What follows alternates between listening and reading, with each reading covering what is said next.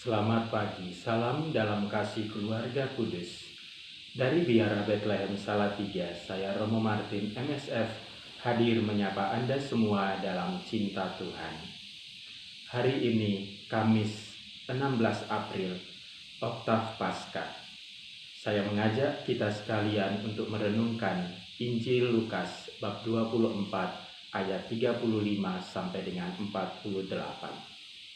Marilah sekarang kita mempersiapkan diri untuk mendengarkan Tuhan. Dalam nama Bapa dan Putra dan Roh Kudus. Amin. Bapa sumber kehidupan sejati, kami bersyukur untuk anugerah kehidupan ini yang Engkau berikan kepada kami melalui kebangkitan Yesus Kristus Putra-Mu. Sekarang kami mau mendengarkan sabda-sabda-Mu. Tolonglah kami dengan Roh Kudus-Mu, supaya kami dapat mendengarkannya dengan baik, merenungkannya dalam hati kami, dan melaksanakannya dalam hidup kami. Demi Kristus Tuhan dan pengantara kami. Amin. Inilah Injil Yesus Kristus menurut Santo Lukas, bab 24 ayat 35 sampai dengan 48. Dua murid yang dalam perjalanan ke Emmaus ditemui oleh Yesus yang bangkit, segera kembali ke Yerusalem. Mereka menceritakan kepada saudara-saudara apa yang telah terjadi di tengah jalan dan bagaimana mereka mengenali Yesus pada waktu Ia memecah-mecahkan roti. Sementara mereka bercakap-cakap tentang hal itu, Yesus tiba-tiba berdiri di tengah-tengah mereka dan berkata, "Damai sejahtera bagi kamu." Mereka terkejut dan takut karena menyangka bahwa mereka melihat hantu. Akan tetapi Yesus berkata kepada mereka, "Mengapa kamu terkejut? Dan apa sebabnya timbul keraguan-raguan di dalam hatimu? Lihatlah tangan dan kakiku, aku sendirilah ini. Rabalah aku dan lihatlah, karena hantu kan tidak ada daging dan tulangnya, seperti kamu lihat ada padaku." Sambil berkata demikian, Ia memperlihatkan tangan dan kakinya kepada mereka. Dan ketika mereka belum juga percaya karena girang dan masih heran, berkatalah Yesus kepada mereka, "Adakah padamu makanan di sini?" Lalu mereka memberikan kepadanya sepotong ikan goreng. Ia mengambilnya dan memakannya di depan mata mereka. Kata Yesus kepada mereka, "Inilah perkataan yang kukatakan kepadamu ketika aku masih bersama-sama dengan kamu, yakni bahwa harus digenapi semua yang ada tertulis tentang aku dalam kitab Taurat Musa, kitab Nabi-Nabi dan kitab Mazmur." Lalu Yesus membuka pikiran mereka sehingga mereka mengerti kitab suci. Katanya kepada mereka, "Ada tertulis demikian, Mesias harus menderita dan bangkit dari antara orang mati pada hari yang ketiga. Dan lagi, dalam namanya berita tentang pertobatan dan pengampunan dosa harus disampaikan kepada segala bangsa, mulai dari Yerusalem. Kamu adalah saksi dari semuanya ini." Saudara-saudari yang terkasih di dalam Tuhan kita Yesus Kristus, saat ini semua orang sedang memperjuangkan hidup dan mempertahankan hidup. Teristimewa saudara-saudari kita yang mungkin telah terjangkit virus corona, atau mungkin juga mereka yang sedang di bawah pengawasan.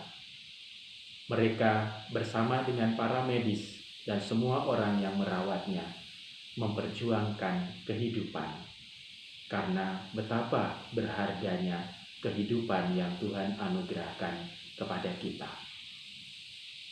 Dalam Injil hari ini, Yesus memberikan tanda-tanda kehidupan, karena ketika Ia menampakkan diri kepada murid-muridnya, para muridnya menjadi heran. Mereka ragu-ragu. Mereka menyangka bahwa mereka melihat hantu. Maka Yesus menjelaskan kepada mereka dengan memperlihatkan, menunjukkan tanda-tanda kehidupan yang ada pada dirinya. Tanda kehidupan yang pertama yang Yesus sampaikan kepada mereka adalah salam, damai sejahtera bagi kamu. Dan inilah ciri kehidupan dari manusia. Orang yang memperjuangkan kehidupan sekaligus akan memperjuangkan perdamaian, membawa damai bagi semua orang. Maka Yesus datang dan menampakkan tanda kehidupan itu dengan memberikan salam damai kepada murid-muridnya. Dan ingat bahwa Yesus pernah mengutus mereka, ketika kalian masuk ke dalam rumah, katakanlah salam damai kepada semua penghuni rumah itu. Dan tanda kehidupan kedua yang lain adalah dirinya sendiri. Karena ia memperlihatkan tangan dan kakinya, ia menjelaskan kepada murid-muridnya, jika hantu, ia tidak memiliki tangan dan kaki, tidak memiliki daging dan tulang, tetapi lihatlah, rabalah, daging dan tulang ada padaku seperti yang kamu lihat. Inilah tangan dan kakiku, dan ada tanda paku yang pernah menembus tangan dan kakinya karena dosa-dosa manusia sebelum ia wafat di kayu salib. Tanda kehidupan yang ketiga yang Yesus tampakkan kepada murid-muridnya adalah dengan meminta makan kepada mereka. Dan orang yang hidup pasti membutuhkan makan. Dan orang yang sungguh mau memperjuangkan hidup juga bekerja keras untuk memenuhi kebutuhan pokok ini. Inilah 3 tanda kehidupan yang Yesus wartakan dan yang Yesus sampaikan di dalam penampakannya kepada murid-muridnya. Juga membuat mereka yakin dan percaya bahwa Tuhan sungguh telah bangkit. Dalam keyakinan itulah mereka tampil di hadapan umum dan mereka membawa kehidupan kepada semua orang yang membutuhkannya. Sebagaimana Petrus dan Yohanes di dalam bacaan yang pertama hari ini membawa kehidupan kepada seorang lumpuh yang telah lama mendambakan kesembuhannya di Serambi Salomo. Dan Yesus dan Petrus berkata, perak dan emas tidak ada pada kami, tetapi dalam nama Tuhan kita Yesus Kristus orang Nazaret itu berjalanlah. Saudara-saudari yang dikasihi Tuhan, kita sekalian pun sebagai murid-murid Yesus Kristus harus menjadi tanda-tanda kehidupan dimanapun kita berada, membawa berkat dan membawa hidup kepada sesama kita, kepada mereka yang membutuhkannya, teristimewa mereka yang menderita. Dan cara kita membagikan kehidupan yang lain adalah dengan mengampuni sesama yang bersalah kepada kita, menerima diri kita sendiri, dan juga mengampuni sesama yang bersalah kepada kita. Dengan demikian, kita juga dapat memberikan kehidupan kepada mereka, serta selalu membangun sikap tobat dan senantiasa bertobat dari dalam diri kita sendiri, supaya kita memelihara dan merawat hidup yang Tuhan anugerahkan kepada kita. Sebagaimana disabdakan Yesus dalam Injil hari ini, Lukas bab 24 ayat 47 sampai dengan 48. Dan lagi, dalam namanya berita tentang pertobatan dan pengampunan dosa harus disampaikan kepada segala bangsa mulai dari Yerusalem. Kamu adalah saksi dari semuanya ini. Marilah berdoa.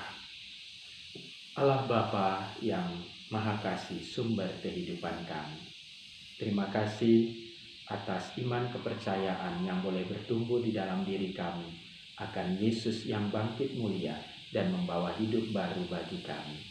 Semoga sebagai murid-muridnya, kami pun dimanapun berada, membawa kehidupan kepada semua orang, teristimewa mereka yang menderita. Demi Kristus Tuhan dan pengantara kami. Amin. Tuhan bersamamu dan bersama rohmu. Semoga Allah yang Maha Kuasa memberkati saudara, keluarga saudara, dan karya-karya saudara hari ini, Bapa dan Putra dan Roh Kudus. Amin. Salam Kamis, kehendak Allah menjadikan indah semuanya.